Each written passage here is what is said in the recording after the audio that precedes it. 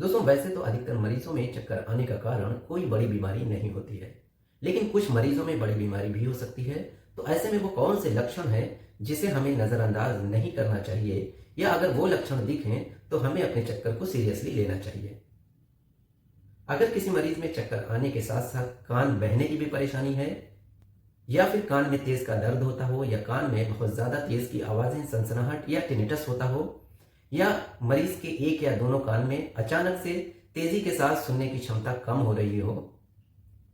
या चक्कर के साथ साथ मरीज के एक तरफ के चेहरे पे लकवा या फालिज का असर हो, या चक्कर आने के कारण मरीज अपना बैलेंस बिल्कुल भी ना बना पाता हो और गिर जाता हो, या मरीज के चक्कर आने की परेशानी धीरे धीरे बढ़ती जा रही हो और अगले 6 हफ्तों तक मरीज को इतने चक्कर आ रहे हैं कि वो अपना रूटीन काम बिल्कुल भी नहीं कर पा रहा हो,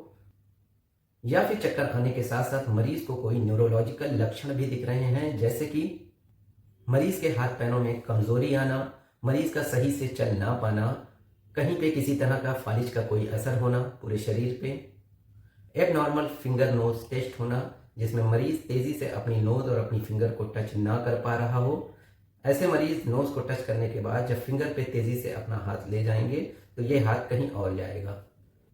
इसके अलावा inability to perform rapid alternate movement, जिसमें मरीज को अगर हम ऐसे अपनी हथेली को अपनी दूसरी हथेली पे एक बार सीधा और एक बार ऊपर ले जा करके पलट कर रखने को कहते हैं, तो इससे तेजी से मरीज नहीं कर पाता है, वो यूं जा करके कंफ्यूज हो जाता है। तो ये सब न्यूरोलॉजिकल सिम्टम्स होते हैं। तो अगर इनमें से कोई सिम्टम है या ऊपर बताए गए कोई भी सिम्टम है चक्कर के साथ साथ, तो ऐसे में आपको अपने नज़दीकी ईएनटी डॉक्टर को ज़रूर मिलना चाहिए। अगर मरीज में चक्कर के साथ साथ न्यूरोलॉजिकल सिम्टम्स आते हैं तो ऐसे में मरीज को ईएनटी डॉक्टर को ना मिल करके न्यूरो के डॉक्टर को यानी दिमाग के डॉक्टर को मिलना चाहिए। तो आज के लिए इतना ही, मिलते हैं नेक्स्ट वीडियो में एक और टॉपिक के साथ। Thank you.